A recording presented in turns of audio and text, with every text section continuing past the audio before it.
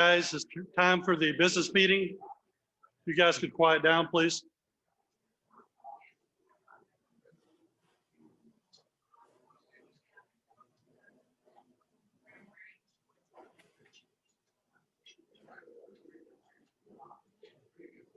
Okay, thank you. Welcome to our February meeting. Tonight's meeting again is in person and virtual. We want you to have the choice of what venue is right for you. So we continue to also offer the $50 Grubhub meal for those who are attending virtually. Now that we're getting vaccines, I hope that more and more people can start coming in person. But until everybody's comfortable with that, we will keep doing both virtual and in person. I wanted to go to the slide, please. Oh, I'm sorry. You know what? I need to let Nancy do the first. Go ahead and do the, Nancy, you there? Nancy? All right, I guess we'll go ahead and do this. Hang on, I'm here. Okay, you want to go ahead and do your poll question before we do this? Thank you very much. I will put that poll question up on the screen. Give me just a second. I have a reverb here. For those of you who are interested in CPE today, we have 1 credit available. To earn that credit, you must answer 3 of the 4 polling questions that will be presented today. If you do not wish to earn CPE credit, please indicate that now on the CPE question that we're presenting. We will have 3 more after this during the presentation, and we look forward to serving your needs for CPE credits. Thank you, Ron. Thank you, Nancy. So now put the slide back up, please. So I thought this was a good representation of how I thought 2021 was going so far.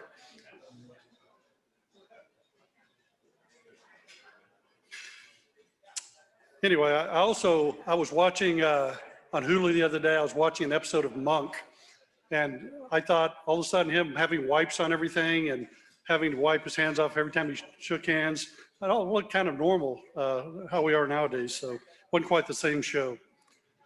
So we continue to be the preeminent professional organization for CFOs and other senior financial executives. Members and sponsors, top reasons for being members are that we have great networking and great programs, so I hope we still continue to deliver on those. A few reminders, our next chapter meeting is on Tuesday, March 9th. We have a virtual wine event planned for Friday, February 26th, which is also my wife Helen's birthday. I heard I can't get away with making that the same. So registration for the wine event closes tomorrow. So if you're going to attend, please sign up quickly. I think we have a limit of 200 and it's almost full. What you'll get is 3 bottles of wine from a really nice winery.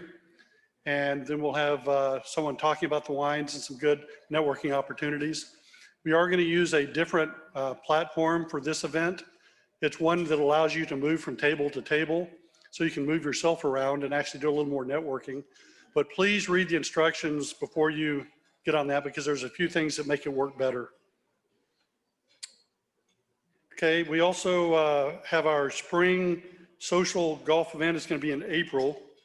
Our in-person dinner dance social, which is normally in February, we've moved to May, mainly so that we can have a better time socially. I think by then things should be a little more, more people have vaccines, weather will be better. We have officer nominations are open through Friday, February 19th. So please nominate any one of you think would be good. Members who did not get to use their one-time renewal in 2020, we did a one-time reduction because of COVID to try to help people out. So if you didn't get that on your last billing, you'll get it when you renew. DCEO CFO Outlook panel is coming up. That's tomorrow morning. It has Tracy Dow of Toyota, Tom Walker of the Cowboys, and Chandler McCormick of Acosta. Once again, that's tomorrow morning. You can still sign up. Just go to the DCEO website. And please read the monthly newsletters and the weekly updates. There's lots of good opportunities for events, such as what I just mentioned. And also we have some sponsors who have events that are happening. So please look at those on a weekly basis.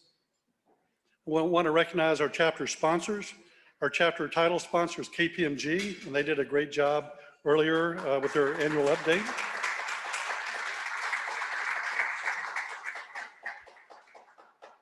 Actually, why don't you stand up real quick? So take a bow.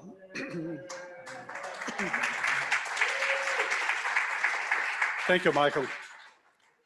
Our strategic partners are Financial Additions and UMB Bank. Our special events partner. Our special events partner is Holmes Murphy and Associates.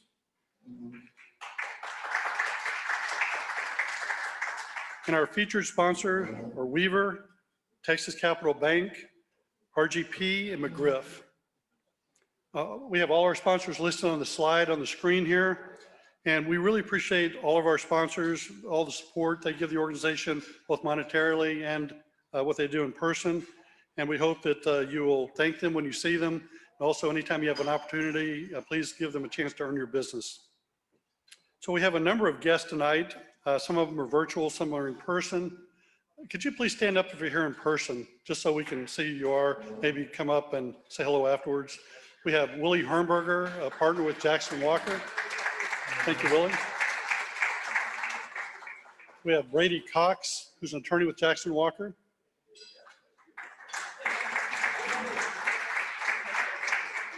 We have Meg Campbell, who's the executive director for TX CPAs Dallas.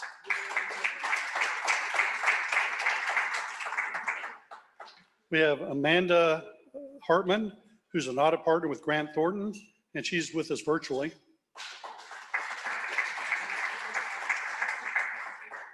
We had Stephen Janusik, CFO for Ready Ice. I'm not sure if he's here or not. Anyway, I think he was supposed to be here. We have Tom Montgomery, managing partner of Montgomery Capital Partners. He's with us virtually. We had Lisa Morris, who's a hospital and healthcare consultant. Gary Dennis, who's regional director, ABM. He's with us virtually. We have Eric Owens, who's a regional director also with ABM virtually. Joni Freeman, executive director, JP Morgan, who's with us virtually. Craig Campbell, a real estate professional, he's with us virtually. And we have John Briscoe, who's president of the FEI Houston chapter, with us virtually, as well as Gary Brooks, who's the president-elect for Houston, with us virtually. Also, Amy Spear with Novartis Consumer Health, who's a Fort Worth member, with us virtually. And Mike Manning, who's with Adjunction Inc., who's with our Kansas City FEI chapter, with us virtually. So, are there anybody I missed? Any guests I missed who are here? Well, please make everyone feel welcome.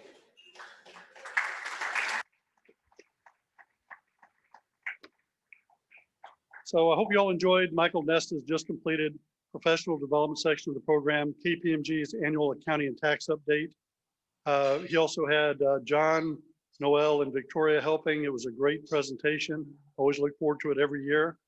He qualified for 1.5 hours of CPE. Tonight's dinner program is going to be DFW, the future, 10 ways DFW will reemerge stronger and more resilient. And our speakers are going to be Jilly Allison, who's president of D Magazine, and Dwayne Danksrader, who's senior vice president, research and innovation, Dallas Chamber. And that will qualify for 1 hour of CPE. Unfortunately, the social hour, we don't get any CPE, but it was still worth it. I've tried. So upcoming events, we have a lot of upcoming events. Actually, let me get over so they're in the right order.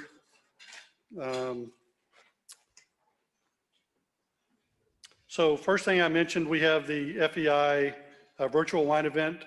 As I said, it's featuring Ron Brower wines. Registration open through tomorrow. As I said, you'll get 3 half bottles of wine.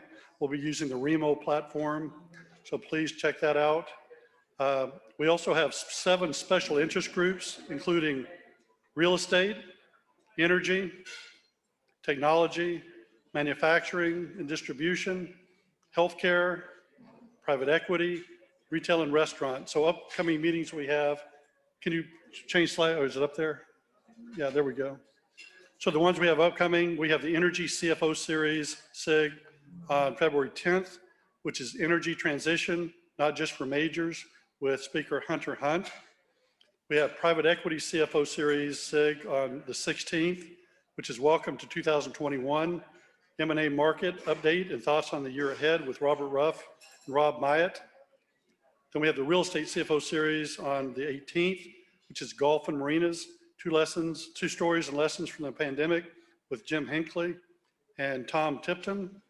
And last, we have healthcare CFO series, which is on the 24th, which is 2021 Evolving Cyber Fraud and Mitigation Strategies with Randy Romes and Michael Siegel. The career management meeting with FINGS on February 23rd. And I also want to mention the FEI Houston chapter has invited us to attend a webinar they have called Insights on Selling to and Working with Private Equity, which is available to all our members on the 21st. So tons of stuff if you're interested. Get all your CP in. And I also wanted to point out the DCEO Financial Executive Awards. The nominations are now closed, and we got a lot of good nominations in. I want to thank Jilly Allison, who's our speaker tonight of D Magazine, for partnering with FEI Dallas and the TXCPA Dallas chapter. And tonight, as I mentioned, we have Meg Campbell and Meg, along with Willie Hornberger and Miguel Molina and Ron Herbert, did a great job of really working hard to get a lot of nominations in. So thank you very much.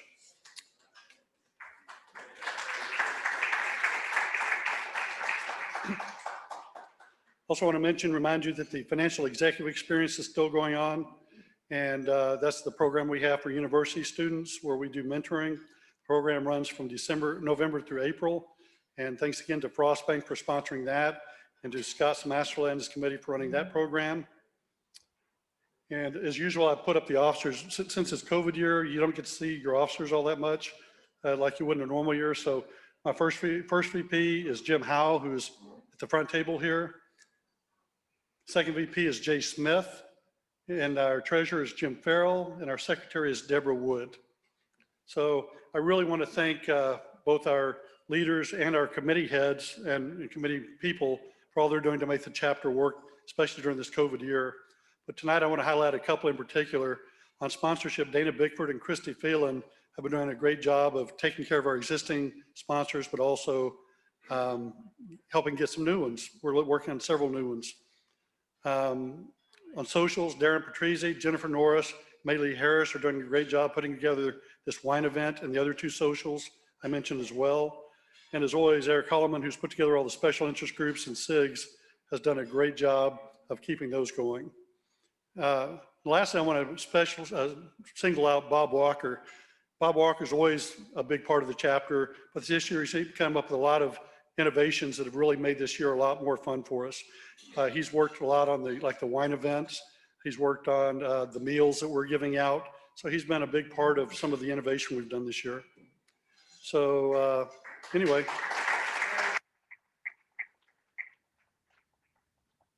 So I guess it is time now to introduce the dinner speaker. So what I'm going to do is I'm going to introduce Jens. I'm going to introduce Jens Milke, let him do the introductions from there. Jens Milke has led FEI's program committee for the last 2 years. He's also been a member of FEI since 2014 and is a great CFO. So Jens, if you're there, I'm going to turn it over to you. Jens, are you there? Maybe I won't.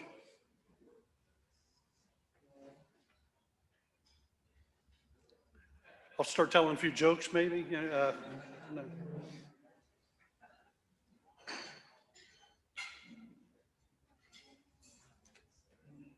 There we go. Finally let me unmute. Thanks, Ron. Appreciate it. Can you guys hear me okay? Great. Well, as Ron said, tonight's program is DFW is the Future, 10 Ways DFW Will Reemerge Stronger and More Resilient. And we have two fantastic speakers presenting tonight. Each will present for about 20 minutes. We'll then have time at the end for questions for both speakers. So if you could please hold your questions until that time. I believe Dwayne is going first, although Jilly was listed first. So I'm gonna just assume I'm right, even though I could very well be wrong. Dwayne Dunkesreiter. Dwayne is the Senior Vice President of Research and Innovation at the Dallas Regional Chamber. Dwayne oversees the research team, which is responsible for creating research products that support the Chamber's strategic priorities. He also leads the Chamber's activities around supporting the launch and growth of innovation activities in DFW by connecting entrepreneurs, innovators, researchers, and the business community. Dwayne is the co-founder of Dallas Innovates, an online and print publication covering innovation across Dallas-Fort Worth.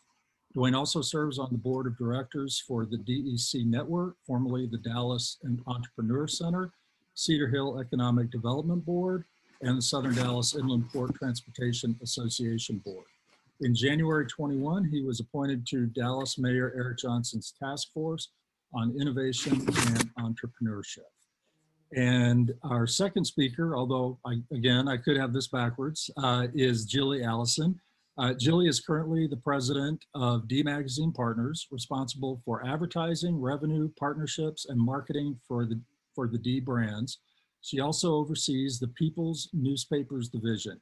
She previously held roles as director of marketing for the company and associate publisher of D Home. Before moving back home in 2016, she managed and grew Blue State Digital's key nonprofit advocacy and brand accounts and technology suite partnerships in New York. She has also held roles in political campaigns and was a brand marketer for Method Soap. She's currently an executive board member of Dwell with Dignity and the Coalition for a New Dallas, and in the Dallas Regional Chamber's Leadership Dallas class of 2020. So I've written, Dwayne, you take it away, but maybe Jilly. I'm not sure which way we're going tonight, so surprise me. Oh, and let me make one comment. After you guys are both done, we'll turn it over to, I believe it's Jim Howe in the ballroom, and he'll field some questions from the in-person audience. And then if we have any through the chat, we'll go ahead and take those as well. So again, Dwayne, I think, but maybe Jilly. Whatever slides come up first. Oh, roulette. Okay. You're up, Jilly. All right. Well, I'll start. This is not what we planned, but nothing like spontaneity. All right. Hey, everyone. It's Jilly Allison, and I am so honored to speak to you all tonight. There's so many familiar names in the audience. And of course, our partnership through DCO has been tremendous. And I don't think Ron mentioned, but our CFO, our Financial Executive Awards, we actually had record submissions. So thank you all so much I know how much hard work goes into each and every one of those, but we are so thrilled about the program this year and what's ahead. So on behalf of the company and DCO, thank you. I'm going to start by just telling a little bit about our story here at D Magazine. So, and then go into, how we view our role in the city and kind of our challenges that we have ahead as a city, but also, where we think we really can improve and what our opportunities are. Our motto as a company and our mission statement, it's on the magazine, it's on our website, it's on every wall and piece of material in our office, is let's make Dallas even better. And we intentionally put even better. We know that Dallas is great. It is a great city with so much potential, but we wake up every day really thinking through how can the city be even better? And really our writers every day work to write and comment and provide editorial perspective on how that can happen. Our advertising sales are working with businesses to help grow, their presence in the marketplace. But ultimately everything we do is through that lens. All right, let's get going. So how it began, I am of the school of thought that you can't know where you're going without knowing from where you came. And so a little history here. D Magazine, if you want to progress, was started in 1974 by my father, Wick Allison. He was a precocious 24-year-old who had dropped out of SMU Business School because he had come up with a business plan in his first semester for a city magazine for Dallas. Now, I'm going to walk you back through memory lane, 1974. So DFW was just built, the vision of then Mayor Eric Johnson, the first, to really rejuvenate Dallas. Walking back even more, this is post JFK assassination. Dallas went through a very dark time, branded as the city of hate across the country and the world. Businesses fled, or at least were not moving here. And the city fathers really, they knew that we had to do something big and bold to put Dallas back on the map in a positive light and an economic engine. And so that was DFW Airport, literally a port to the rest of the world. And with that came, as we're seeing now, companies started moving here. The city started resurgence. Restaurants are opening. There's, fashion is booming. And it really was this moment of the city of, okay, Dallas is back. but who do we want to be and who are we as a city moving forward?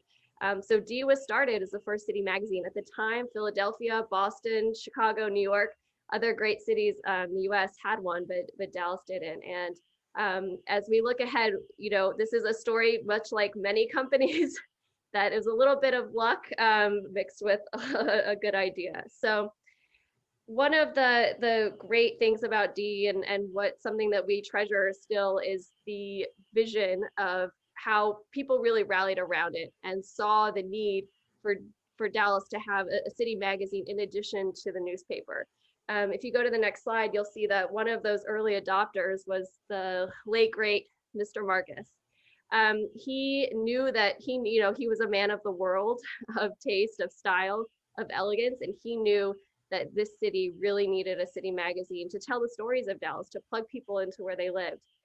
And so, God bless this man. He sent a direct mail piece to 20,000 of Neiman Marcus charge holders, which is really still, I would argue to this day, one of the most desirable audiences in the world, with a direct mail piece you'll see on the next slide, encouraging them to subscribe to D Magazine. And yes, you could check it and you could put the subscription on your Neiman Marcus charge card, meaning that overnight we had nearly 20,000 subscribers, again, of the most desirable audience.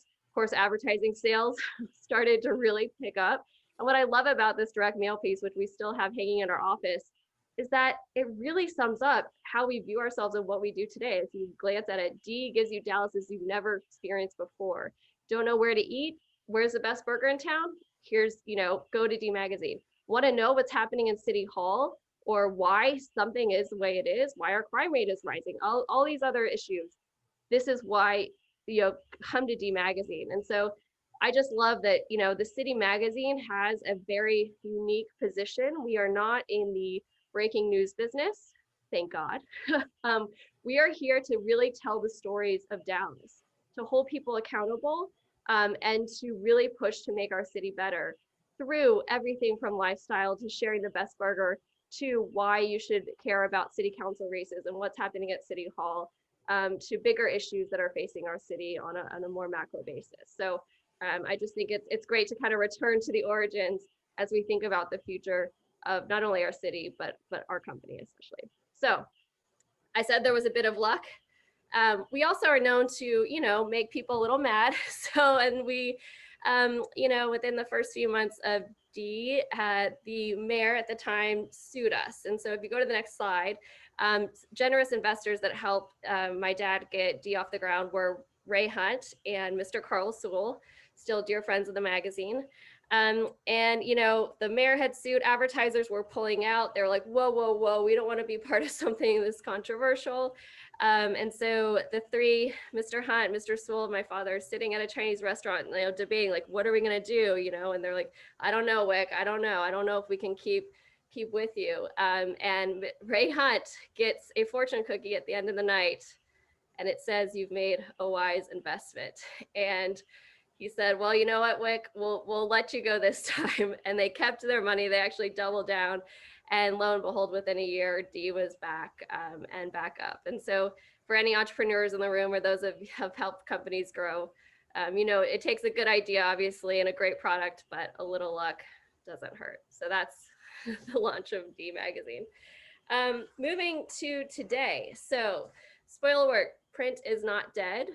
We are we're a media company, I would say. We are known as a magazine company, obviously, but we've transitioned over the last decade plus into a very variety of not only revenue sources, but obviously ways that we're engaging with our reader. Quickly on the next slide, you'll see that print, D Magazine, is a lion's share. So D is very strong. We are very proud of that. I think local magazines have really there's a national trend, I would say, and then local magazines are on a whole other trajectory. But we've been very intentional with how we've grown and really around communities. So next slide, we have our core print products, which I'm sure many of you are familiar with. D, which comes out monthly. DCO, of course, our publication for the business community. It's actually celebrating its 15th year this year, so we're very proud of how that's grown. D Home, celebrating its 21st year, really the pinnacle publication for the design and home community. And D Weddings, which is fun. The weddings business in Dallas, except for 2020, as you know, is close to $1 billion industry. So it is no joke here, and across the country. But you know, we've started and launched, I would say, hundreds of different products. What we've learned over time and where we know is the core of what we do, which is strong editorial, very authoritative, someone who's known as respected in the community, who is passionate about what they're writing about and trusted, builds an audience, and advertisers therefore want to get in front of that audience. And that is the three-legged stool of what we do. And within each of these core verticals and where we work, that's where all the amazing extensions and opportunity lies, because we can create very unique experiences that branch off of this core product and affinity. So what are those other things? Of course, we're everywhere. We are across the digital sphere. We have a website that gets up to 1 million uniques a month. If you want to progress, you'll see we're obviously on social. You can get a newsletter about every restaurant that's coming to show to others. And so these are all, all these verticals, again, start with strong editorial. We are very keen that there is that driver at the helm that's coming from an editorial, kind of untouched. They are the ones that are experts in the community. And then we build audiences around it. And that's really our business. And over the last, I would say, 10 years, moving on, you'll see that lives on and off the page, and even the digital screen, I would say.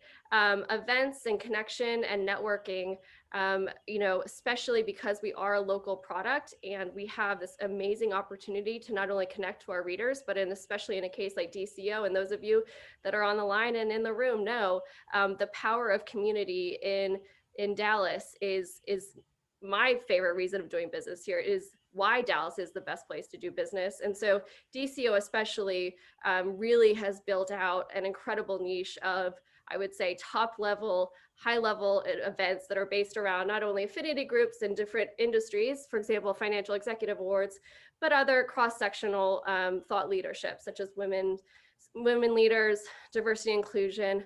And we also like to have fun too. On a normal year, we'd be having 2,000 people at the Bomb Factory eating the best burgers and celebrating the best of Dallas. And so, again, these are more brand extensions, but my mandate and what I wake up thinking about every day is, if there's a D logo on it, then it has to be exceptional. It has to be relevant. It really has to deliver for our readers and our advertisers. So while we are plugging away and have multiple things going and multiple times now, the quality and the core belief that it's driven by the quality of the editorial and the content remains throughout. And if it doesn't, you have to hold me to it because I want to know. All right. We are built for the leadership class. And when I say leadership class, if you want to move on, our readers are self-selecting. They are above average affluent, above average. I think the average home price is around $700,000. They spend time with the magazine. They are college educated. And so we don't really think of our audience in terms of geographic locations or, age, although it is skews female in the 50s as kind of the average mark. We really are writing about the person who wants to be connected with our city. And that person could be, in Salina, who just moved here, but really loves culture and wants to be connected to Dallas and what's happening here. But it's just as much for, the mom or up and comer in Highland Park or downtown Dallas. If you move on, our digital audience is continuing to grow. We really, again, are specific in who we're catering to here. So we're not trying to reach everyone. We want to reach educated, plugged in, connected people who care about their city, who will read something and then pass it to 10 of their friends. And, not only patronize the businesses that we're writing about and that are advertising, but also will act on it. And so again, we could say that we want to reach every single person in Texas. No, we don't. We just care about people in Dallas who are committed to their city and connected and use us as a resource. All right. So the future. The next slide is meant to be hilarious as we think about the future of local media. but I will say that I am more optimistic than not.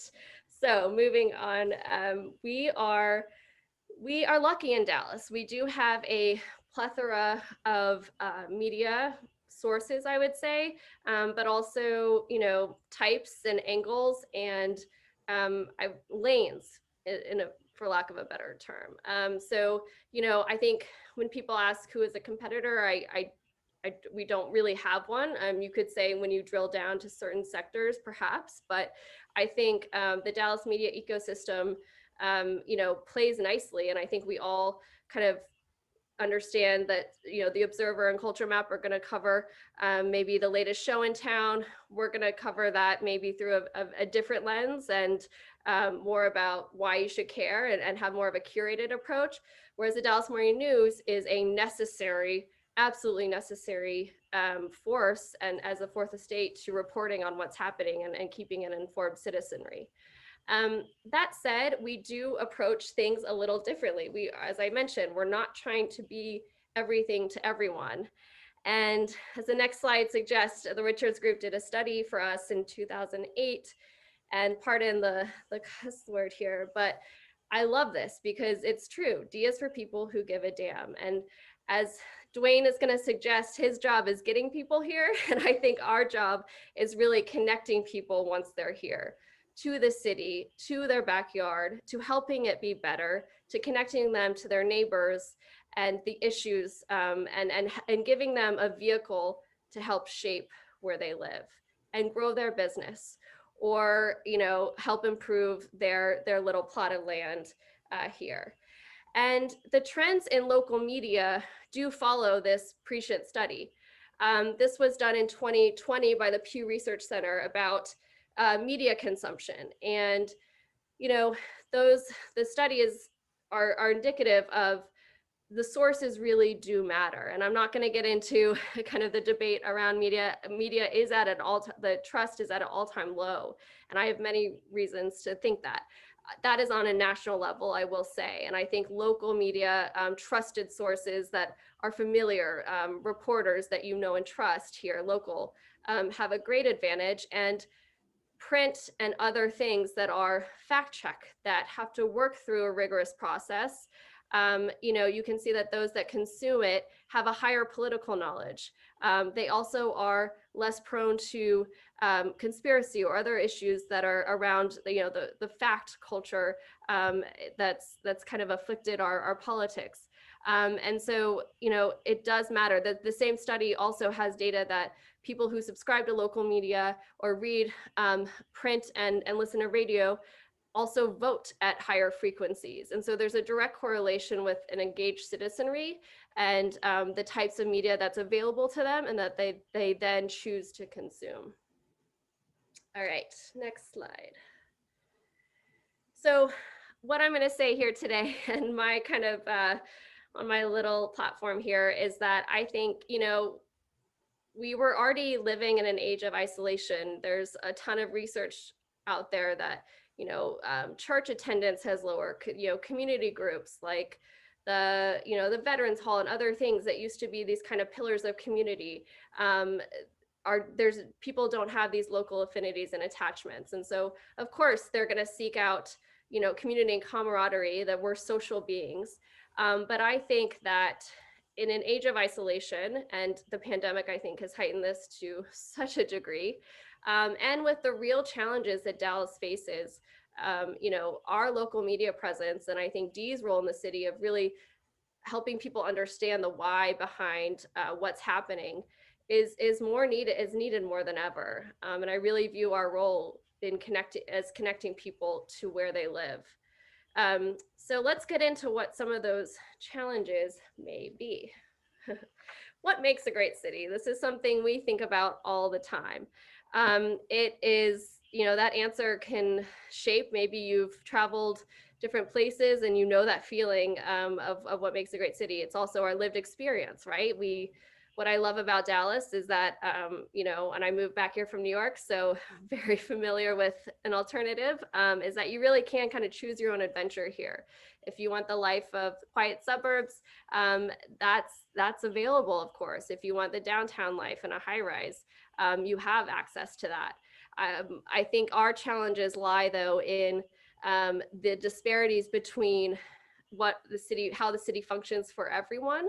And there's some really clear ways that I think we need to, and issues that we need to be thinking about as a populace, and especially when we're talking about the city of Dallas itself compared to the regional growth that's happening, that we really are advocating to make front and center. So moving on. Dallas is, and Dwayne will say this, I mean, and everyone is familiar with this stat. I mean, we are in boom times, and I wouldn't want to be anywhere else in the world. I am like, wow, we are growing. Other parts of the country are shrinking. But when you think about what this growth really is, you know, when we started D Magazine, Dallas had a population not even 1 million. That's nearly doubled when you think about the region. And so this growth has happened, you know, over the last 40 years, pretty unbridled growth. And with that has obviously come the incredible relocations, the growth up the corridor.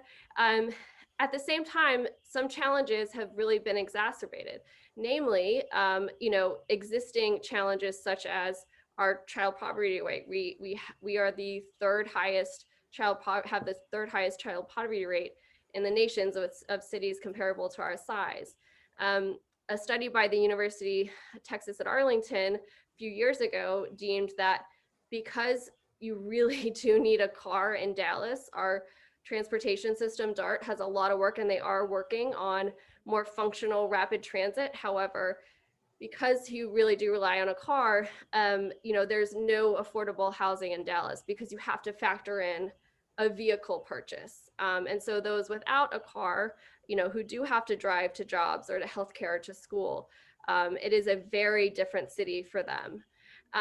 And, you know, we've studied this a lot, and I think we are very optimistic about the future. But as we say, the population growth is coming. The tsunami is here. And so I think it's up to us, and especially as a city, to decide, are we going to let it engulf us?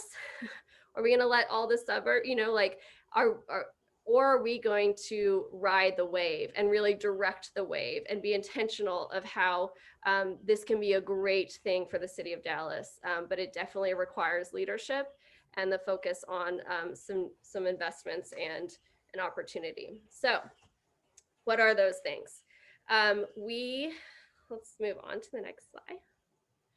Yeah, so we at D, you know, if you pick up a copy of D Magazine, we definitely don't want to bore you with policy wonks. We want to tell the stories of the city, but also, you know, push people a little bit through our coverage of urbanism policies, so ideas for how the city of Dallas can grow by championing those that we think are doing great work on the ground, and by sometimes posing radical ideas, such as a cover last March, I believe, of why we should sell DFW Airport, because on that, Dallas, the city of Dallas actually owns part and could make a needed boon, revenue on that, which we desperately need.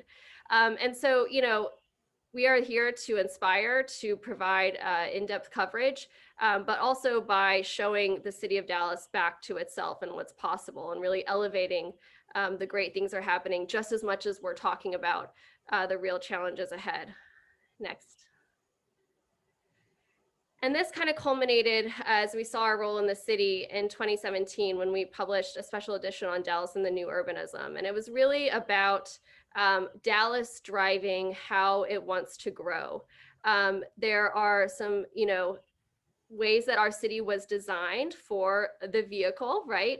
This was happening in all Sunbelt cities across the country, but it created some real challenges as we look at the city today and kind of the needed housing that we need in the urban core, access to jobs for the southern sector. Instead of having to drive to Frisco, how do we repopulate, keep jobs here in the urban center so that it truly is a rising tide that lifts all boats?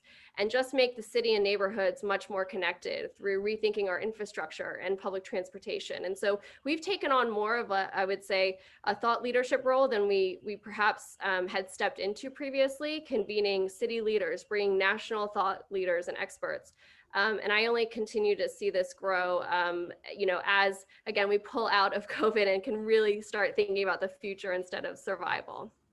And, on a daily basis, and I'll wrap with this, we're covering, I would say, on front burner stories that we probably, didn't really touch with a frequency before. So as you'll see coming up, we really are pushing the city of Dallas government to really think about City Hall. How are we functioning as a city? How can we compete with the suburbs when our permitting process is delayed? And anyone who's had to do a remodel, a new home will know.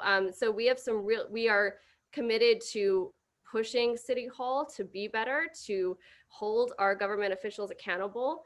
And that goes to public safety, to Dallas ISD, and then of course the current challenges that we're facing right now as a city as we do recover from COVID. So again, we're not in the breaking news business, but the reason we do exist to make our city better and to push it to be better, and create a space and platform for those who want to be a part of that and commit to making it better. So I hope that gave you a little window into how we approach our work on the D side. Dwayne and I are great partners on our efforts to also champion the region and talk about all the amazing things that are happening here. And so moving on, local media has its share of challenges, I'm not gonna lie, but ultimately I believe that D is so well positioned because of groups like you all, because of engaged, informed leaders across the business community and our population and our governing structure that really are committed to this place and want to make it better. And I believe there's nothing that we can't do by joining together. And so I hope that D can be a part of your efforts as you're thinking about the impact you want to have this in the city, how you want to grow your businesses, and ultimately make it even better place. So I'll hand it to you, Dwayne. I think that's it for me.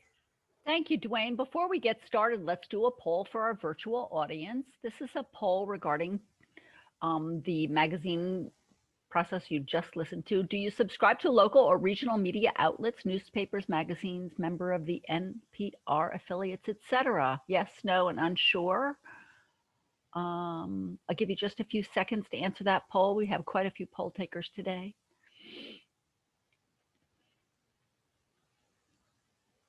All right, I'm going to end that poll, folks, and share the results. If you missed the poll, please let us know via the chat. There are the results. Yes, they are subscribers. Isn't that great? Fantastic. Thank you all. Thank you. Julie, you got 37% though that you got to go get. Hey, on the next slide, you'll find my contact information. No, yes. So please be in touch if you have ideas. If you think we should be talking about something we're not, or we should know someone who should be on our radar, we're all ears. We want to hear from you. So thank you all so much. Thanks, Julie. Let's see, we'll bring up my slides. And as Julie said, we are partners with D Magazine. You'll see that throughout my presentation that I note about how we work with them to share our story across the region and what's happening here. We really do have a great partnership with them, and we appreciate all the work that they do for us. So let's pull up my slides. While they're doing that, I will give you a little bit about what I'm going to cover tonight. I'm going to start with the fundamentals of why DFW is so well positioned to grow coming out of the COVID-19 crisis.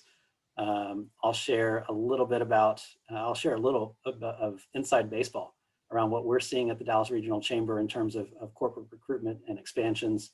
And then I'll end up highlighting some of what we're doing to lean in to bring change and greater impact to the region. So can we pull up my slides? There we go.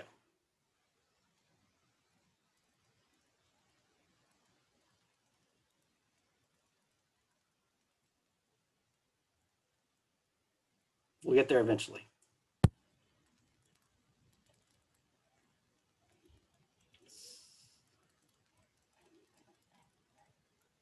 So while she's pulling that up, I'll give the quick about the DRC. For those that don't know, we are a regional chamber.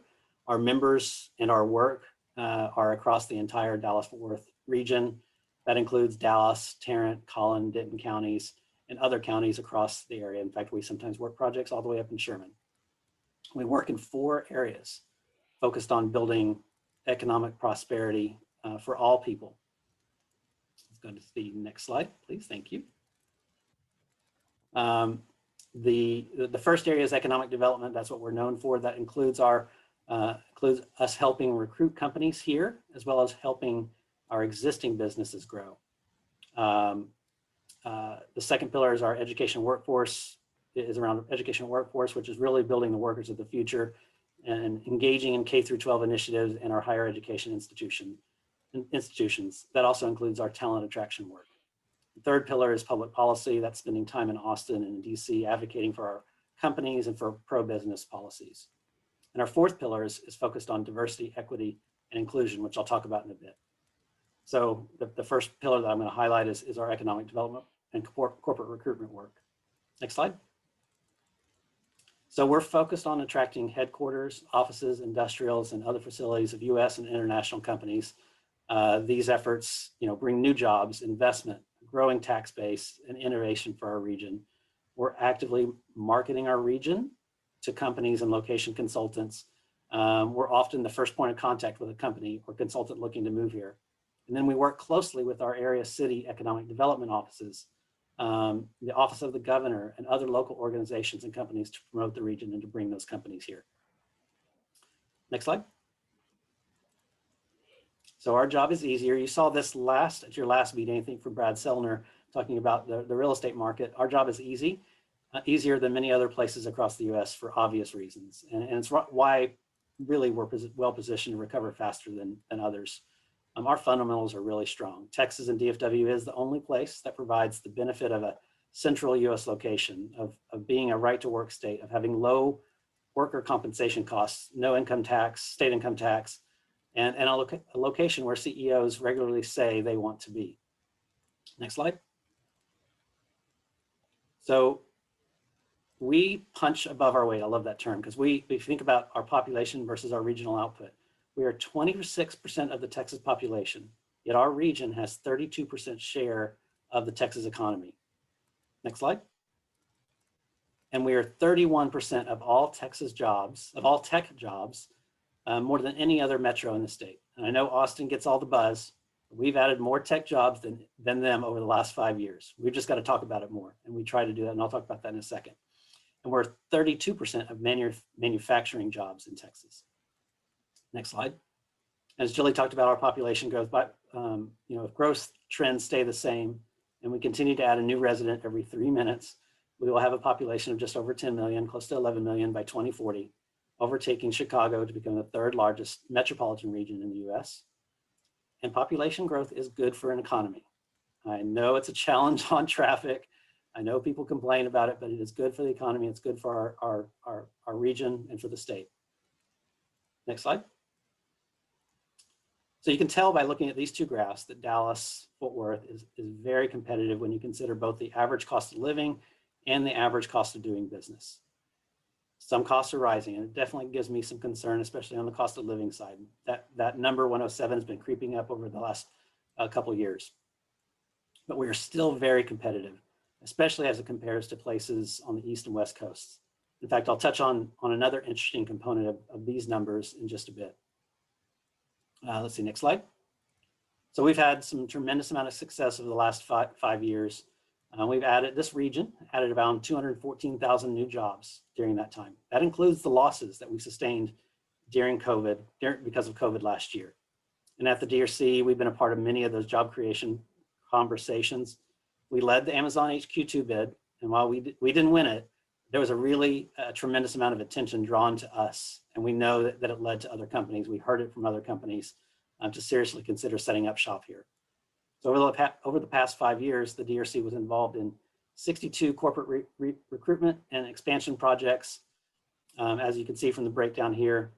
And in fact, played an important part of the last 5 years of recruiting we call it 5 for 5 in the chamber offices, 5 Fortune 500 companies to DFW. That's Core-Mark, Jacobs, McKesson, and in 2020, CBRE and Charles Schwab, who announced their headquarters move. And even while 2020 was challenging, we saw a number of significant announcements. We had Amazon, who came back and said, we're going to expand, we're going to grow their AWS corporate offices here in Dallas and adding 600 plus new jobs. Peloton, the exercise bike company, has added 1,600 jobs at their Plano corporate campus. We had Hioki, a Japanese company, and WaterLogic, a British company, move their US headquarters here, just to name a few. So next slide.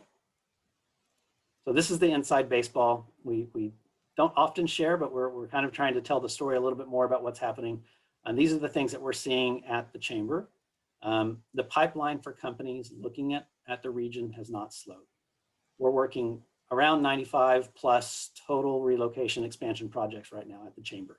41 of those projects were launched before March of 2020, March 13th of 2020. 54 of those have generated since. We really are busier. We had a project in our offices today. Those new and active projects include Fortune 500 companies who are considering headquarter relocations, multiple headquarters and office projects for financial services companies. We're talking with several headquarters or consumer goods for consumer goods and retail companies. We have tech company offices and centers of excellence that are looking to build their expansions here and really, really strong. We have a medical device company looking to set up headquarters. We have large food and consumer goods manufacturers, logistics operations, and big data centers looking here. I will absolutely expect that we'll have some significant announcements coming out in 2021, despite everything going on with the pandemic. Next slide. So at the end of the day, we're still Dallas, we're still DFW, we're still Texas, and those comparative advantages remain and are really likely to be enhanced coming out of the crisis. So this slide is really what we're looking ahead at, where we are going. Dallas's brand as a major tech hub has been elevated recently with high-profile announcements by Uber and Salesforce and Facebook and Amazon. And we know more technology companies will be drawn here. We know that in the past they would bring their sales offices first, and now we're getting them bringing their software development and their engineering operations here. We see more financial services companies favoring DFW over taxing conditions elsewhere. Those concerned about density issues and deteriorating fiscal conditions in other states and high cost crowded locations are viewing DFW better as a great place to be. And companies that are starting to adopt that less centralized or maybe that work from home pattern of locating headquarters, that sort of second HQ or HQ2 offices with other facilities that are looking for newer places with more adaptable real estate like we have here, we'll certainly be looking at DFW. And even that what we call the hub and spoke model of locations for companies within a single metro area. Dallas, Fort Worth fits well. You can be in Plano, you can be in downtown, you can have different offices for different operations and still have a viable workforce that work together. And DFW, we know, and we've seen it in our projects, is even more compelling and appealing to manufacturers and distributors looking to reposition production and supply chains closer to their top markets. And then lastly, because of the diverse numbers of industries and talent that we have, we're seeing a convergence of sort of those emerging technologies. You think about data analytics and AI being applied to our biotech scene. We have nearly every autonomous trucking company operating in DFW because of the location in our logistics industry.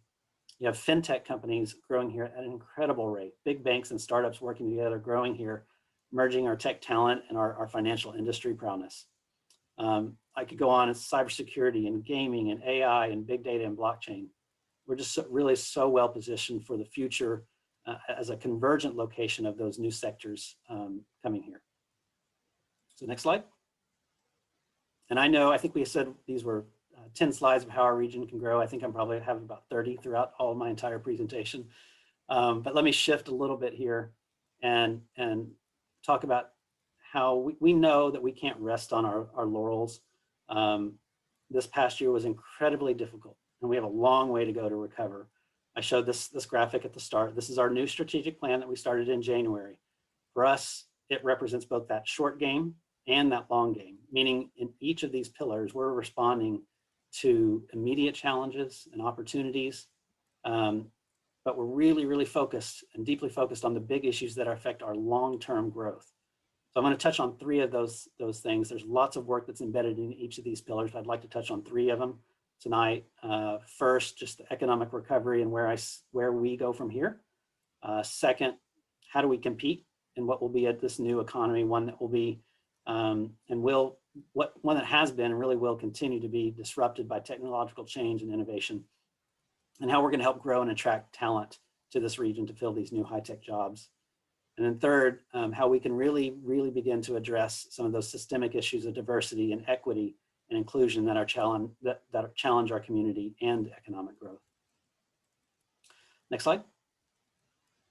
So first, what does recovery look like for us? In a conference board survey late last year of US CEOs, I think I saw 42% expected to see a U-shaped recovery. That's that decline that we saw when COVID hit, and then that gradual climb up as we recover. I think the more current belief is this one, the one that will follow, is this K recovery. This is where we see some industries that are just really recovering rapidly, and where others really need significant intervention and have a real prolonged recovery. And unfortunately, we're going to have to apply this curve to a segment of our society. That growing split that we had before the pandemic of haves and have-nots has been amplified and will be even worse coming out of this. Jerome Powell, the Federal Reserve Chairman, said the economy we knew is probably a thing of the past. We're recovering, but really to a different economy. And this pandemic has really accelerated those existing trends in the economy and society. We know this will have a lasting effect on how people will live and work. For example, those lower paid workers, all those in jobs that require face-to-face interaction, such as retail and restaurant, are really shouldering most of this burden. Some of those jobs won't come back to this acceleration of automation and changes in industry. Something that we thought was going to take many, many years has been fast forwarded in 1 year. These groups are heavily skewed toward women and minorities, and have already been most affected by the pandemic layoffs. So we're going to have to spend, and the Chamber is focused on this, spending time and resources on upskilling and retraining a lot of people. And I'll talk about that in a second. So great time for me to interrupt you, Dwayne. Thank you for your moment of pause while I put my second polling question up for my audience. They're getting a little antsy. Do you expect your company to return to some type of normal office operation by September 1st? Obviously, that's 2021. Yes, no are your options. And if you'd answer that question promptly, folks, because we're running out of time and we appreciate it. I'll talk fast, but I will say, well, that question is important to us. As we look about how we recover from the economy. And there are your results, Dwayne. All right, 73%. Okay, thank you. So next slide. So this chart really shows what I'm talking about just in Dallas-Fort Worth, of those industries that are being most hit. The financial services industry not have had the effect in actually adding jobs in the region, but leisure and hospitality taking the most hit. I'll go to the next slide and we'll go a little bit faster here. Oh, next question. Okay, so the silver lining and all those other things was that our industry diversity will help us out of the economy. And for us, we think there are things that we can do to get us back. And innovation and growing startups is part of it. Digital disruption is part of is really that buzzword that we heard during the pandemic. But we want DFW to be a leader in the innovation economy. Here's just a few of those things that we're working on. Dallas Innovates, our partnership with D Magazine that I talked about. It's really a great resource. We have thousands of readers to our daily newsletter. We're really driving the conversation and innovation. Second is Venture Dallas. It's an effort to bring venture capital to our early stage companies here in Dallas and DFW. Last year, we pivoted to an app, and we made 300 new connections to about 147 VC firms from around the country. Our hope is to bring venture capital to our early stage companies. And then we're really proud of two game-changing initiatives, we think. One is Pegasus Park in Dallas, led by Lyda Hill and her team, efforts to create a new biotech hub on Stemmons just across from UT Southwestern. The timing is really great. And CBRE had named DFW number 6 in their list of emerging biotech areas in the country. And we've never been on that list before. There's something happening here around biotech, and we're going to do everything we can to amplify that. And then we launched something called the North Texas Center for Mobility Technologies, which is an effort to fund cutting edge research at our universities around mobility issues, around things like autonomous vehicles, 5G, AI, electric motors, and a lot more. Next slide. This is the slide I was talking about earlier, and we'll just show it real quick, but I think it's an interesting message to show our high-tech jobs, how many we have, added 43,000. We have the sixth highest concentration of high-tech workers in the US. And look at our peers and look where we stand in terms of cost of living and cost of doing business. This slide is the reason why we are seeing high-tech workers and high-tech companies looking at Dallas-Fort Worth. It's a great selling point for us. And it's a good message that we need to keep on repeating. Next slide. So we're producing a lot of the talent too. Last year, we spent some time studying the higher education landscape, and we put a stake in the ground. We said that we are the intellectual capital of Texas. We're sometimes not great about boasting about our universities. We need to be on this. We have more Carnegie designated research universities than any other Texas metro. We're number one in the number one region in Texas for higher ed enrollment and degree completion. And when they graduate, they stay in DFW and fill jobs at your companies. Next slide. We also have an initiative that connects the university, the business community's research needs to the research capabilities of our universities. We're really working hard to ensure that our companies are engaging with our higher education institutions to find both talent and to foster that innovative research. Next slide. And we also have a campaign to recruit talent. We have an entire marketing campaign designed to attract talent to DFW. It's called Say Yes to Dallas. And while some of the pandemic has caused some hiring to slow, we're still hearing from our companies who are hiring and still struggle to recruit people here. Through our website, through geo-targeted marketing, through our relocation guide, produced in partnership with D Magazine, and through our recruiting toolkit, we're really helping companies. They know how to sell themselves, and we really help them sell Dallas to prospective employees. Next slide. Lastly, and last few slides, I'd like to mention just a bit about our diversity, equity, and inclusion work. Last year, as a result of the killing of George Floyd and the social unrest we saw in our region, our board of directors made a really bold decision to really lean in. They directed us to hire staff dedicated to helping foster diversity at our companies and to engage in our underserved communities. Our board members committed to creating a board-level DE&I council that would direct that activity. This graphic represents the pillars of that work that we were focused on. Two of those areas I'll mention, the education and workforce pillar and the community investment in underserved areas work. Next slide.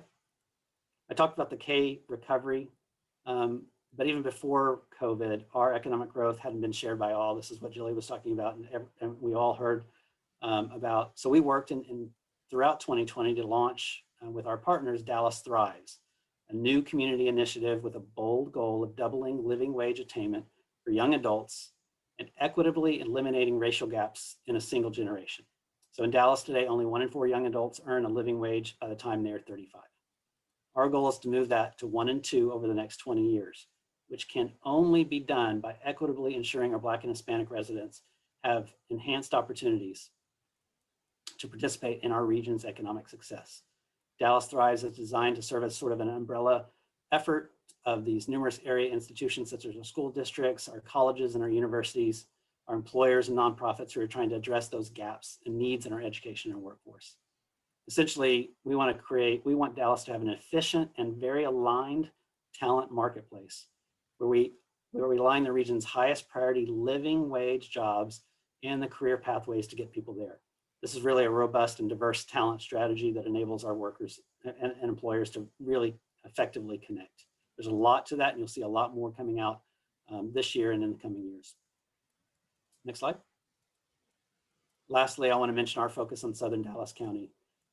This area has been neglected and starved for real economic development for so long. We believe it's our responsibility to help foster that economic growth. There is some momentum too. UT Southwestern and Children's Health are building the first joint project at Redbird Mall. Almost half of the facility of the 150,000 square foot facility will be devoted to pediatrics. We've seen the impact that Clyde Warren Park had on downtown. The Southern Gateway Park, a 5.5 acre deck park over I-35 at the Dallas Zoo, will help reconnect the Oak Cliff community and drive economic growth. UNT Dallas is the fastest growing public university in Texas, and companies like Danish logistics company DSV are making the commitment to bring jobs to Southern Dallas County. For too long, people have seen Southern Dallas as a philanthropic opportunity. We want people to see it as what it really is, which is an economic opportunity. We're going to work with our companies to help drive jobs closer to the people that live there, to help small business flourish, and to work with the community to help it grow. Next slide. And my last slide, actually. I'll end by saying we do have great partners. We can have all the best data, and that's what my team does every day. We work hard at bringing companies here, and we have some of the strongest initiatives that are focused on building a better region. But if we don't tell that story well, if we don't share it across the country, we're really cheating ourselves and not showing the best that we have. That's why I'm really proud of our relationship that we have with Jilly and D Magazine. These are the publications that we work together to build, that tell the story of all the incredible things that are happening here. If you haven't seen or used these, please go to dallaschamber.org and request them. They're really a great resource to help you grow your company. And I will end on that. I think I saw some questions coming in through the chat as well.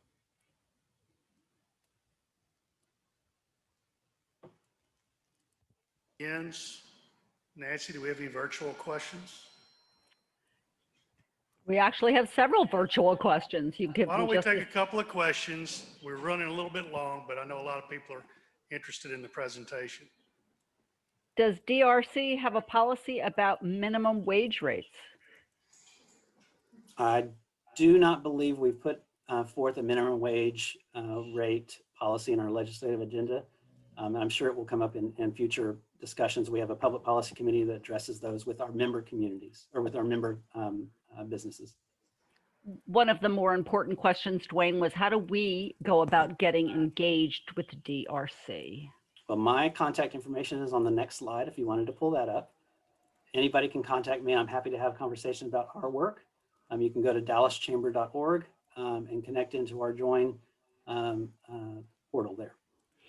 We have one last question, which I thought was rather interesting. How are you educating newcomers to adapt to Texas ways that make it so successful rather than trying to bring their disastrous policies from California, New York, Illinois, et cetera, and try to change Texas?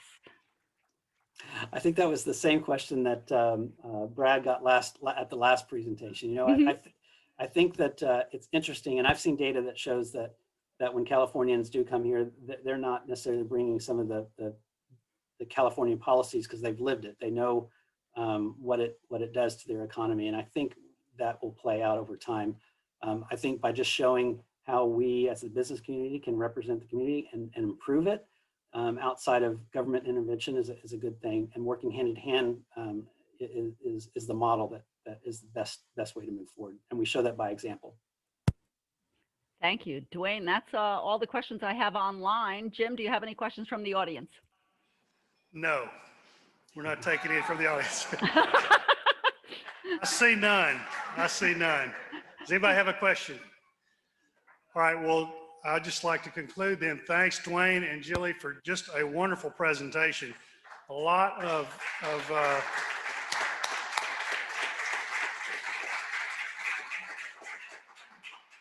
wonderful news and tidbits and outlook for our community and for Dallas. A lot packed into that presentation. It really was interesting. And I think the most important thing was the challenge that both of you put forth to this group and to the city for, you know, how we're going to tackle what's coming at us based upon all the data and the news that you're compiling. So thank you so much for a great presentation this evening. Thanks everybody for coming out tonight to the Northwood Club, and thanks for everybody online. Have a great week, a great month, and try to sign up for the wine club or for the wine social in March. Good night, everybody.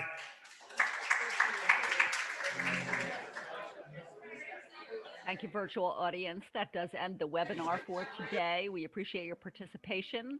CPE will be available in 7 to 10 business days, and you will receive the notification. We wish you the best of the evening. Enjoy your dinners and have a great night. Thank you.